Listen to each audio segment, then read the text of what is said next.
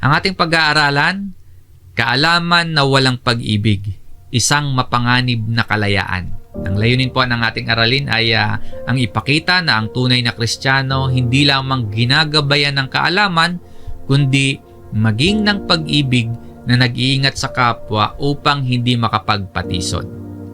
Ang mga version ng Biblia na ating gagamitin sa Tagalog po ay ang Bagong ang Biblia at sa English ay New King James Version. Liban na lang po kung may babanggitin tayong ibang salin. Lesson number 18 na po tayo sa ginagawa nating sermon series sa sulat ni Apostle Paul sa unang Korinto. Ngayon po ay buong chapter 18 ang ating tatalakayin. Nasa 13 talata po ang nilalaman nito. Mga kapatid, sa panahon po natin ngayon, marami ang may malalim na kaalaman sa Biblia. Maalam sa doktrina, maalam sa mga isyong moral. Sa gitna po ng lahat ng pagtataglay o pagkakaroon ng mga kaalaman, may tanong tayong kailangang harapin. Paano natin ginagamit yung ating kaalaman? Kumbaga, sa kabila ng pagkakaroon natin ng kaalaman, nagbubunga ba ito ng paglilingkod sa kapwa o kaya nagiging sanhi ito ng pagkakatisod ng iba? Dito po sa chapter 18 ng unang Korinto, tinugunan ni Pablo ang isang controversial na issue sa loob ng iglesia sa Korinto noon. Ano pong issue ito? Yung pagkain ng karne o anumang pagkain na inialay sa mga Diyos-Diyosan. Para sa ilan, walang problema yon. Alam nila yung Diyos-Diyosan walang kapangyarihan. Ngunit para sa iba po, yung pagkain ng anumang inialay para sa mga Diyos-Diyosan, isang stumbling block o kaya isa itong katitisuran sa kanilang pananampalataya. Sa ating aralin po ngayon, ating titingnan kung paano dapat gamitin ng isang mananampalataya ang kanyang kaalaman. Paano ba dapat gamitin ng isang Kristiyano ang kanyang kalayaan sa paraang may pag-ibig, sa paraang may paggalang at may pananagutan sa kapwa. Mainam po na isaalang-alang din natin ang iba sapagkat sa huli, hindi yung nalalaman lang natin ang sukatan ng ating pagiging matatag, kundi po kung paano natin ginamit yung ating kaalaman para palakasin ang iba sa kanila ding mga pananampalataya. Para masundan po natin yung konteksto ng usapin dito sa chapter 8, balikan natin ng mabilis yung kasaysayan ng kalagayan ng Korinto noong unang siglo. Sa pagsimula po natin ng sermon series natin ng pag-aaral sa sulat ni Pablo sa unang Korinto, sa lesson number 1 natin noon, atin na pong nabanggit na noong panahon ni Pablo, yung lungsod ng Korinto puno ng mga templo ng mga Diyos-Diyosan. Base po sa mga makasaysayan at arkeolohikal na ebidensya tungkol sa kultura ng Korinto nung panahong ito ni Pablo, yung Korinto po nung unang siglo, isa sa pinakamasaganang lungsod ng imperyo ng Romano. At kilala nga po yung lugar na ito sa maraming templo ng mga Diyos-Diyosan tulad ni na ito po yung ilan sa mga Diyos-Diyosan sa Korinto. Si Aphrodite, isang sinaunang Gregong Diyosa ng pag-ibig, no? Diyosa ng kagandahan, pagnanasa at sexualidad, na kalaunan po nakilala ito bilang Venus sa Roman mythology. Ang isa pang Diyos-Diyosan, si Poseidon, sinaunang Gregong Diyos ng dagat, Diyos ng mga bagyo, lindol at mga kabayo, at isa sa 12 Diyos ng Olympian. At isa pa ay si Apollo, isang Grego, Romanong Diyos na nag-uugnay sa sikat ng araw, musika, sa propesiya at pagpapagaling. At ang isa pa ay si Asclepius, sinaunang bayani ng Grego at Diyos ng medisina at pagpapagaling. Kilala sa pambihirang kasanayang medikal at sa kanyang pakikipag-ugnayan sa isang tungkod na may kasamang ahas na magpahanggang ngayon po, no, nananatiling simbolo ng modernong medisina. At ang isa, si Isis, pinakamakapangyarihang diyosa sa relihiyon ng sinaunang Ehipto. Diyosa ito na nag-uugnay sa mahika, sa pagiging ina, sa proteksyon, kilala sa pagiging ina para kay Horus, sa kanyang asawang si Osiris at sa mga paraon. Lumagana po yung pagsamba kay Isis sa buong Roman Empire. At sinasabi ng ilang tala ng mga kasaysayan hanggang sa ngayon, iginagalang pa rin ito ng mga pagano. At sa lahat po ng mga Diyos-Diyosang ito, kasama sa kultura at aral ng pagsamba sa mga ito ay paghahandog sa kanila ng mga hayop bilang alay. Kapag ang isang tao po naghandog ng hayop, yung buong hayop inihahandog, pero hindi lahat ng karne sinusunog sa altar. Yung ibang bahagi ng hayop itinatabi para sa mga pari sa templo, para sa kanilang pangangailangan. Yung ibang bahagi, yun yung sinusunog, yung ibang bahagi naman ibinibenta sa pamilihan. Kaya po, karaniwan sa palengke noon sa Korinto, maraming karne galing sa mga handog sa mga Diyos-Diyosan. Ngayon, challenging ito para sa mga mananampalataya, para sa mga Kristiyano. Kasi hindi madali para sa isang mananampalataya na malaman niya kung alin yung inihandog o alin yung hindi inihandog. At yan po yung issue na tinalakay ni Pablo sa chapter 8. Ganyan yung naging usapin ng ibang mga mananampalataya noon. Tama bang kainin yung mga pagkaing inihain sa mga Diyos-Diyosan? Gayong alam naman nating hindi naman totoo yung mga Diyos-Diyosan? Okay lang ba na kumain ng mga pagkaing inihandog sa mga Diyos-Diyosan? Sa buong chapter 8 po, may tatlong pangunahing punto tayong tatalakayin. Mula verse 1 hanggang verse 13. Ayon sa pagkakasulat ni Apostle Paul, ito yung tatlong major points. Una, ang kaalaman at ang pag-ibig. Ang reference verse natin, verse 1 hanggang verse 3. Kalawa, ang kaalaman. Wala naman sa verse 4 hanggang verse 8. At yung ikatlong bahagi, ang kaalaman at kalayaang walang pag-ibig ay nagdadala ng kapahamakan. Mula naman ito sa verse 9 hanggang verse 13. Isa-isahin po natin ang mga ito. Sa verse 1 po, ngayon, tungkol sa mga pagkaing inihain sa mga Diyos-Diyosan. So, issue talaga ito sa mga mananampalataya sa Korinto noon, no? Itong things offered to idols. Palibhasa nga po, maraming templo ng Diyos-Diyosan sa Korinto. Yung mga pagkain, particular yung mga karne na galing sa templo ng mga Diyos-Diyosan, naihahalo nga sa mga ibinibenta sa mga pamilihan. Now, ngayon, tungkol sa mga pagkaing inihain sa mga Diyos-Diyosan, nalalaman natin na tayong lahat ay may kaalaman. Dito po, ipinapaalala sa kanila ni Pablo o ipinapalagay niya na yung mga kausap niyang mga mananampalataya dito sa Korinto, mayroon ng kaalaman tungkol sa mga pagkaing inihandog o inihain sa mga Diyos-Diyosan. Ibig sabihin, naturuan na sila patungkol sa mga Diyos-Diyosan at sa mga bagay na may kinalaman sa mga pag-aalay, sa mga paghahandog sa mga Diyos-Diyosan, sa mga pagsamba, sa mga paghahain sa mga Diyos-Diyosan. Sa pagpapatuloy ni Pablo, ang kaalaman ay nagpapalaki ng ulo. Ang idiomatic expression na malaki ang ulo o lumaki ang ulo, ang ibig sabihin nito, mayabang. No? Knowledge pops up. Ang ibig sabihin, parang lobo na kapag pinuno mo ng hangin, lumalaki. So, inalalarawan nito pagmamayabang, pagmamataas ng isang tao. Ibig sabihin, ang kaalaman nagtutulak sa tao na maging mapagmataas o mayabang dahil daw ito sa kaalaman. At sa sumunod na parirala, ngunit ang pag-ibig ay nagpapatibay. Yung pag-ibig o love, sa Greek word nito ay agape. Yung uri ng pag-ibig na sacrificial. Uri ng pag-ibig na nakatuon sa kapakanan ng iba. Katulad ng pag-ibig ng Diyos para sa atin. Ang pag-ibig ayon dito, nagpapatibay. Ibig sabihin, yung pag-ibig ay nakakapagpatatag ng pananampalataya, nakakapagpatatag ng kalooban ng kapwa. Kaya kung ang kaalaman ay nakatuon sa sarili, yung pag-ibig naman nakatuon sa kapwa.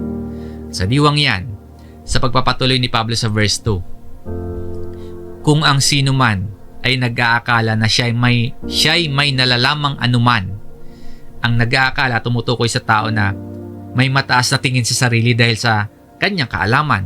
Nung may kaalaman siya, kaya mataas ang tingin niya sa sarili niya. Akala lamang niya yon.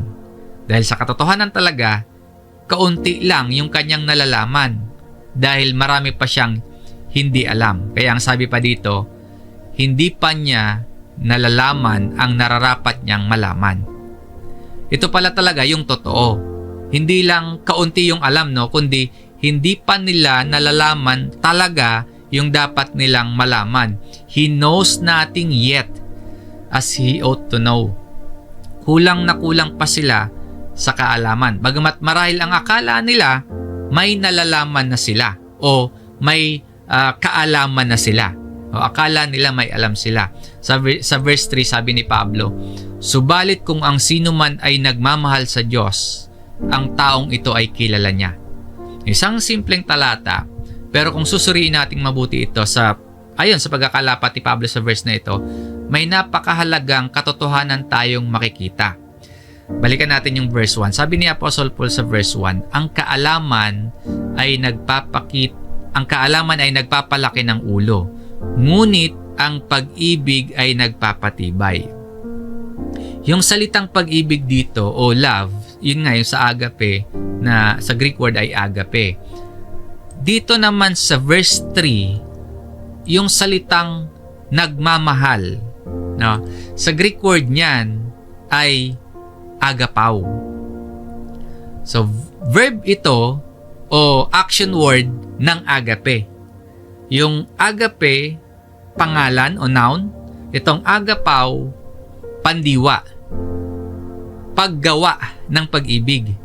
Nililinaw po natin ito para mas mabilis nating masundan o kaya maintindihan natin yung sulat ni Pablo na sinasabi niyang, subalit kung ang sino man ay nagmamahal sa Diyos. Yung pagmamahal sa Diyos, hindi lang pala sa salita.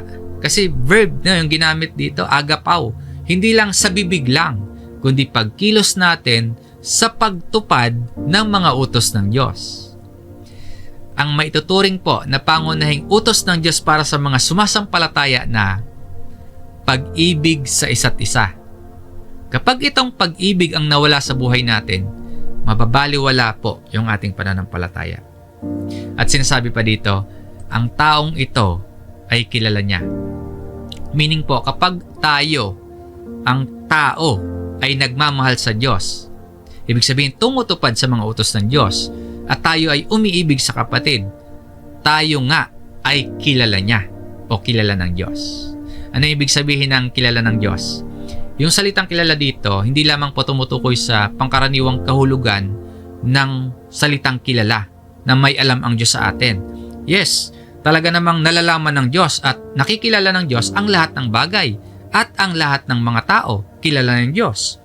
Pero ang salitang kilala o known na nandito na ay katulad po ng sinasabi ni Pablo naman sa mga taga-Galacia. Basahin natin itong Galatians chapter 4 verse 9. Datapwat ngayon, yamang nakikilala na ninyo ang Diyos o ang lalong mabuting sabihin, kayo'y nangakikilala ng Diyos, no? Or rather, are known by God. At sa Mateo chapter 7 verse 23, hindi ko kayo kilala. Lumayo kayo sa akin, kayong mga gumagawa ng kasamaan. I never knew you. Kung babalikan po natin yung ating main text sa 1 Corinto chapter 8 verse 3, yung mga salitang kilala ng Diyos, kilala niya, nagpapahiwatig po ito ng isang malapit na relasyon sa pagitan ng Diyos at ng taong umiibig sa Kanya. Isang pagkakakilanlan na nagmumula sa pagsunod. Hindi sa dami ng nalalaman, hindi sa dami ng taglay na kaalaman. So, ang isang taong nagmamahal sa Diyos, meaning po, taong sumusunod sa Diyos ay kilala ng Diyos. Mahalaga yung kaalaman po, no? Mahalaga yung knowledge. Kaya lamang po, ang kaalaman mawawalan ng kabuluhan kung walang pag-ibig. ang tunay na mananampalataya o ang tunay na Kristiyano hindi nasusukat sa kaalaman lamang sa doktrina, hindi nasusukat sa pagtataglay o pagkakaroon ng kaalaman, kundi sa pag-ibig din ng Diyos. Pag-ibig sa Diyos. Na yung pag-ibig na yon sa Diyos, nakikita po sa pamamagitan ng pagsunod at kababaang loob. At ang aplikasyon ng pag-ibig natin sa Diyos, pag-ibig natin sa ating kapatid. Yan po yung unang bahagi ng ating pag-aaral, ang kaalaman at ang pag-ibig. Ang kasunod na punto, makikita natin ang tungkol sa ang kaalaman. Ano bang kaalaman ang pinag-uusapan dito na nasasangkot sa issue itong mga taga-Korinto? Sa verse 4, kaya tungkol sa pagkain ng mga bagay na inihain sa mga Diyos-Diyosan. Muli po, idinidiin ni Pablo yung tungkol sa mga pagkain na inihain sa mga Diyos-Diyosan. Binalikan ni Apostle Paul yung kanyang pakay sa baging ito ng kanyang sulat, yung tungkol sa mga inihain o things offered to idols. Sabi po, nalalaman natin na ang Diyos-Diyosan ay walang kabuluhan sa sanlibutan at walang Diyos liban sa iisa.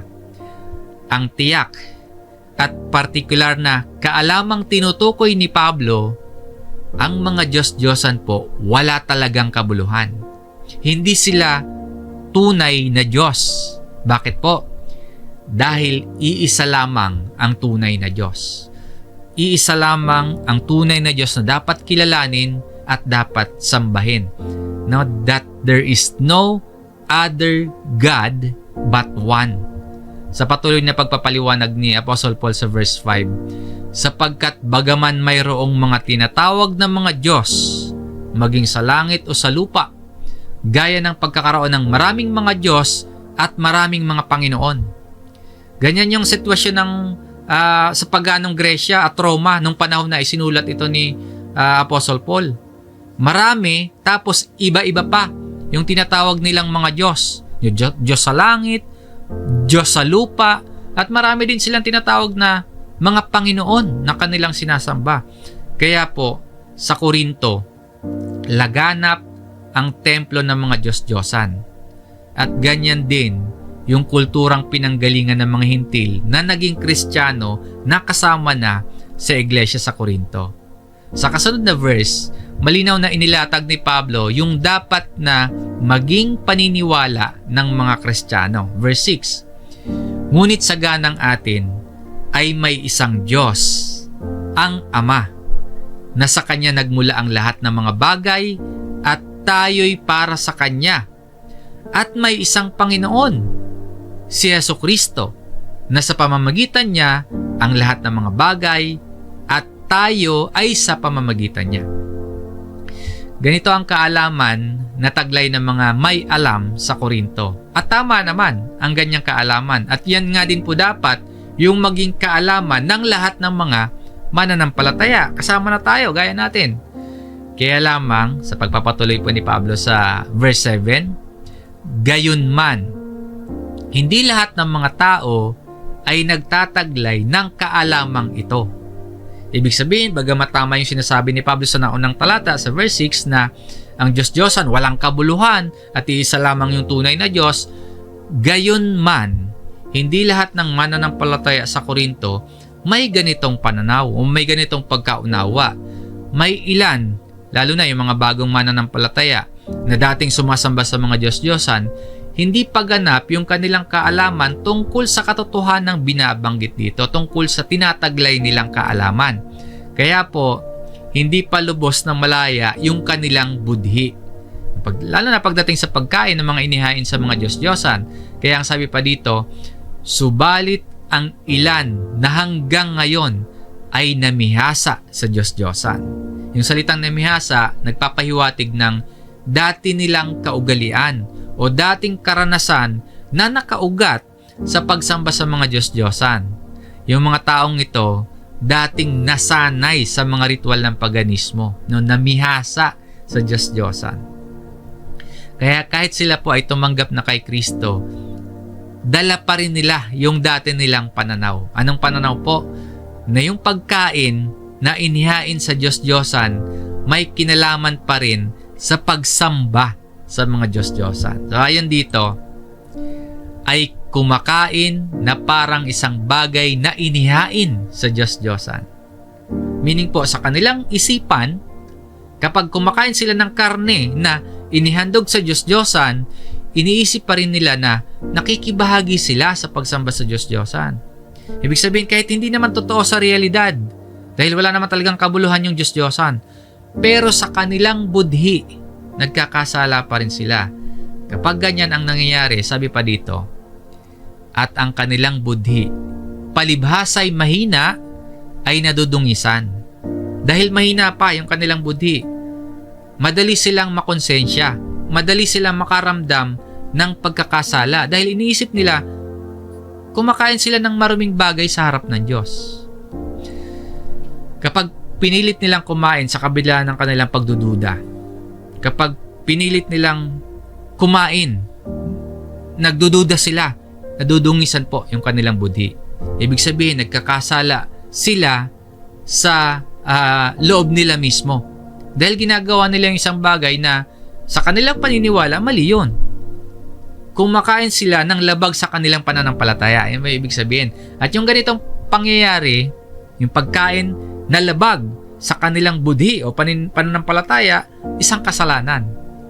Yung pagkain ng labag sa budhi, pagkakasala. Sabi nga sa Romans chapter 14 verse 23. Ngunit ang nag-aalinlangan ay hinahatulan kung kumakain, sapagkat hindi batay sa pananampalataya, at ang anumang hindi batay sa pananampalataya ay kasalanan.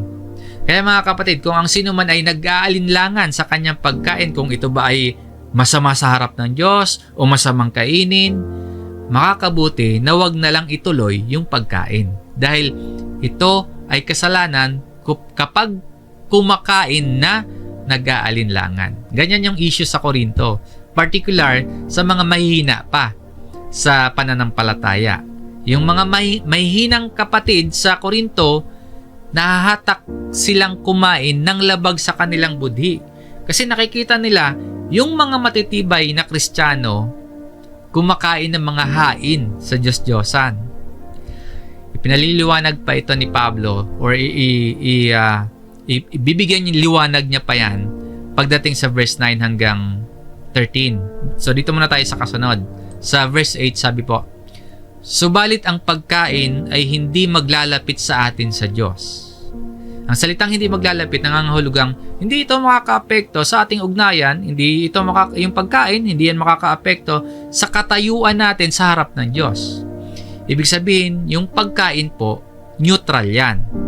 Hindi ito nagdadala sa atin sa higit na kabanalan, hindi rin yan magdadala sa atin na makapagpahiwalay sa atin sa Diyos.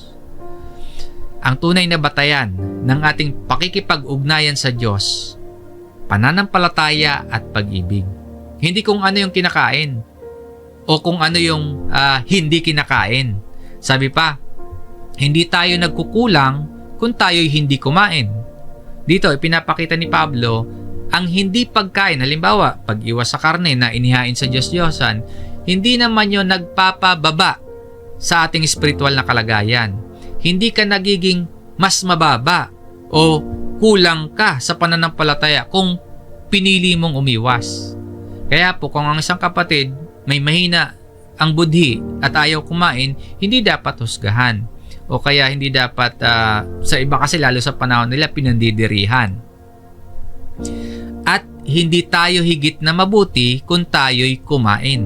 No, ito naman yung kabilang panig. Yung pagkain ng karne o anumang pagkain na inihandog sa Diyos-Diyosan o anumang pagkain, hindi naman niya nagpapataas ng ating kabanalan.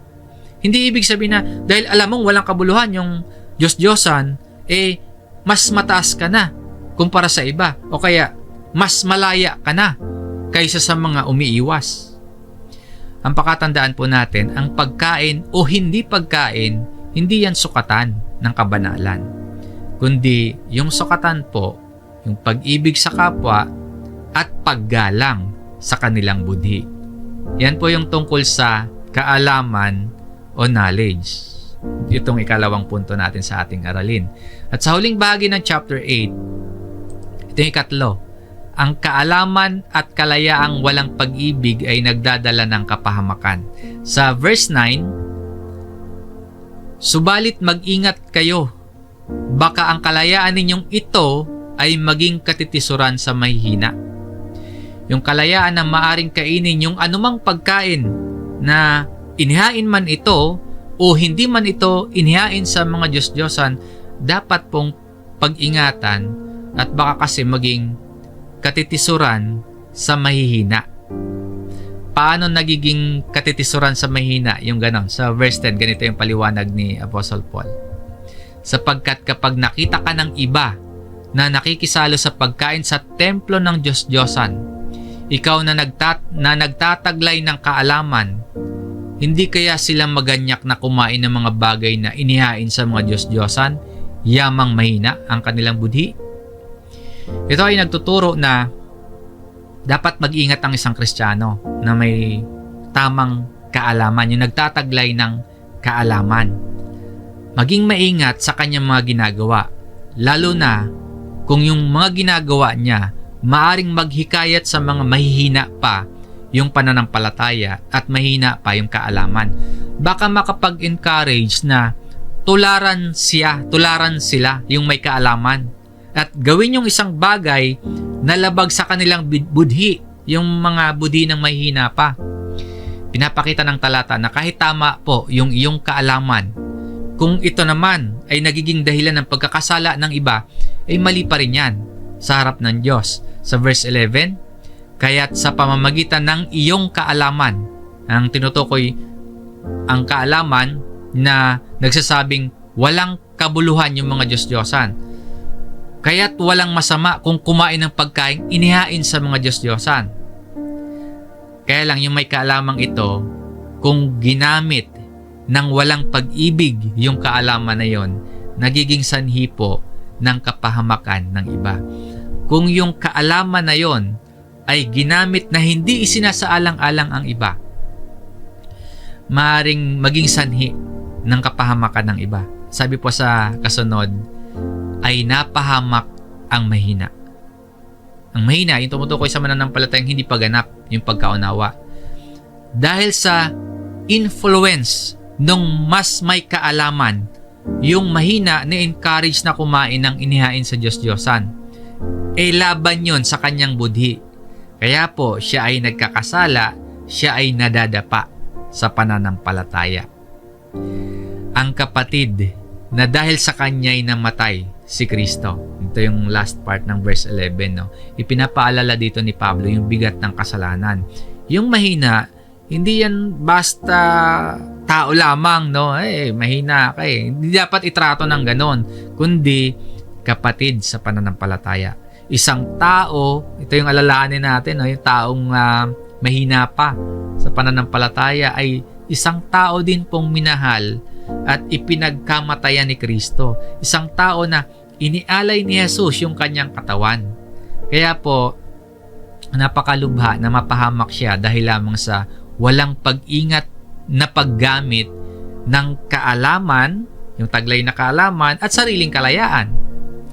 Kung ikaw po ay may kaalaman, meaning matibay ka sa pananampalataya, isa sa alang-alang mo pa rin po ang iba. Ang isang mananampalataya, hindi dapat abusuhin yung kanyang kaalaman. Hindi dapat abusuhin yung kanyang kalayaan kung ito ay magdudulot ng pagkatisod sa mahihinang kapatid.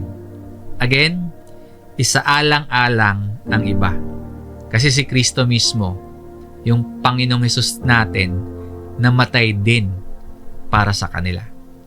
Verse 12, kaya't sa pagkakasala laban sa mga kapatid at sa pagsugat sa kanilang mahinang budhi, ay nagkakasala kayo laban kay Kristo.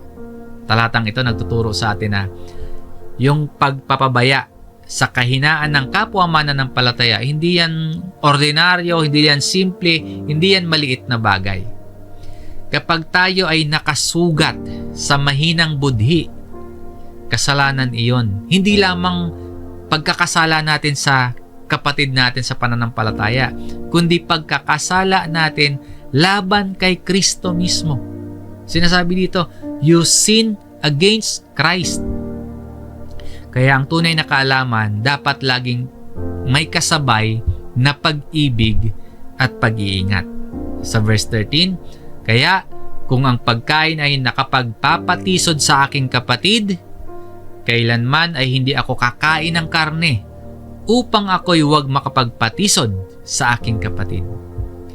Pinapakita lamang sa atin na nararapat na handa tayong isuko yung ating kalayaan kung ang ating kalayaan ay makapagpapatisod sa ating kapatid.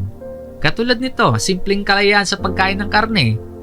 Huwag na natin gawing big deal yon o malaking usapin o malaking issue o malaking bagay yung pagkain kung ang magiging resulta lamang nito pagkakasala natin at pagkakasala ng ating kapatid. Muli po, ito yung mga puntong ating tinalakay na mula sa chapter 8 ng unang Korinto sa sulat ni Apostle Paul. Ang kaalaman at ang pag-ibig. No? Tapos yung verse 4 hanggang 8, ang kaalaman, at yung verse 9 hanggang 13, ang kaalaman at kalayaang walang pag-ibig, nagdadala ng kapahamakan. Sa ating pagtatapos at sa iniiwang aral o mensahe sa atin, bilang mga huling paalala sa atin, pagbulay-bulayan po natin yung mga talatang sinabi ni Pablo dito sa Romans chapter 14, verse 20 at verse 21, nang tinalakay din niya yung tungkol sa issue din ng pagkain at pagkatisod. Sa verse 20, huwag mong wasakin ang gawa ng Diyos dahil sa pagkain. Yung gawa ng Diyos, tumutukoy po ito sa mga kapwa mananampalataya. Ito yung mga tao na binago at iniligtas ng Diyos. Ito yung the work of God. Ipinapahayag dito ni Pablo na huwag nating sirain, huwag nating pahinain yung pananampalataya ng kapatid dahil lamang sa mga hindi mahalagang bagay tulad ng pagkain. Yung wasakin nangangahulugang makasakit. Ng wasakin nangangahulugang makapagpahina ng pananampalataya ng isang mahina pa sa pananampalataya. Ibig sabihin po, huwag mong hayaan na yung simpleng usapin ng pagkain o kalayaan ay maging dahilan para masira ang tiwala sa Diyos ng isang kapatid. Tunay na ang lahat ng mga bagay ay malilinis. Kinukumpirma ni Pablo yung katotohanan na wala nang maruruming pagkain sa ilalim ng bagong tipan.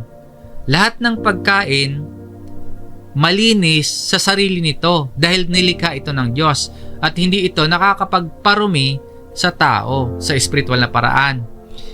Ipinapakita dito yung kalayaan ng mga Kristiyano. Kalayaan mula sa mga ritual na batas ng lumang tipan tungkol sa marumi at tungkol sa malinis na pagkain. Gayunman, sabi pa dito, gayunman ay masama para sa iyo na sa pamamagitan ng iyong kinakain ay matisod ang iba.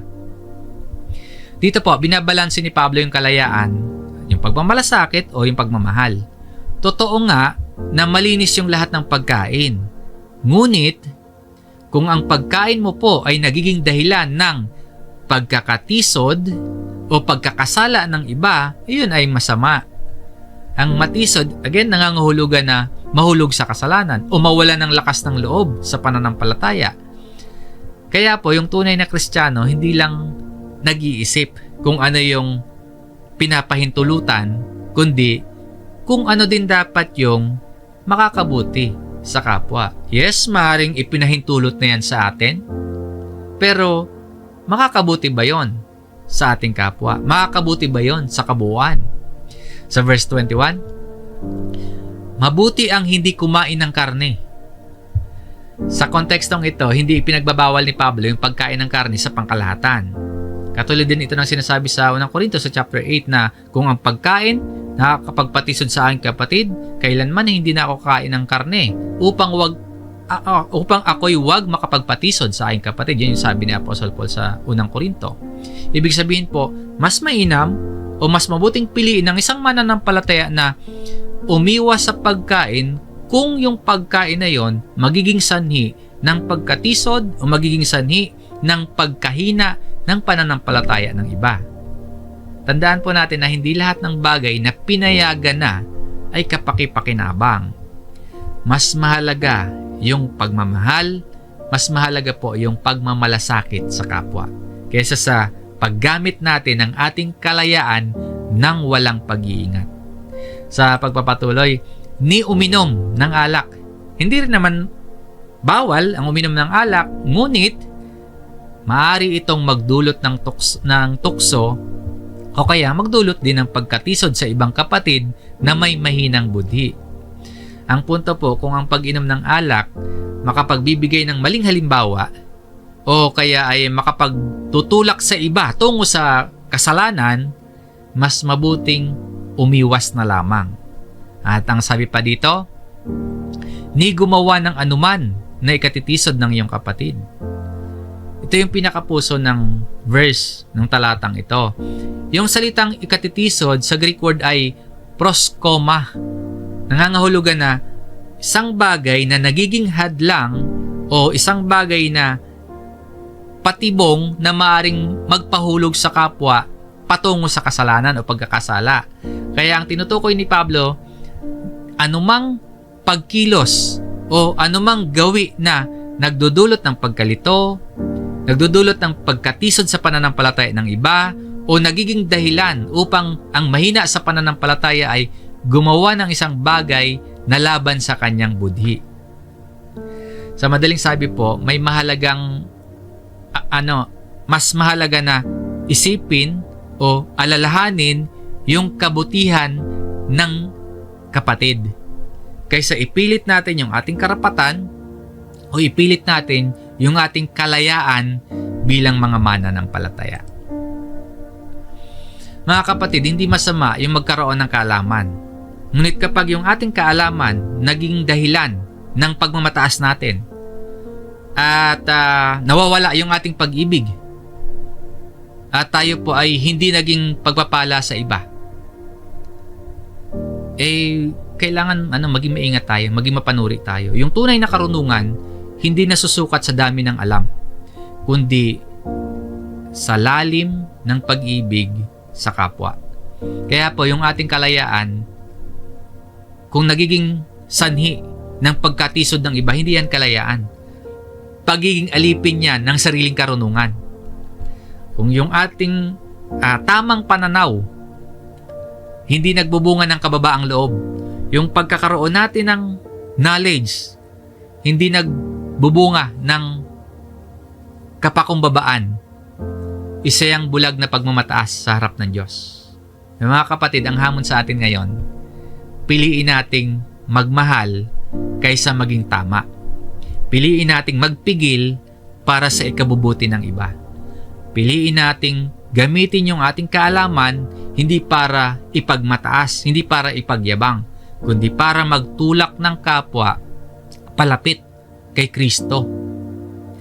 Dahil sa huli po, ang sukatan ng tunay na pagkakilala sa Diyos, hindi kung gaano karami yung ating nalalaman, kundi kung gaano kalalim yung ating pagmamahal. Pagmamahal na naipapakita sa pagsunod sa Diyos at pagmamahal at pagmamalasakit sa kapwa.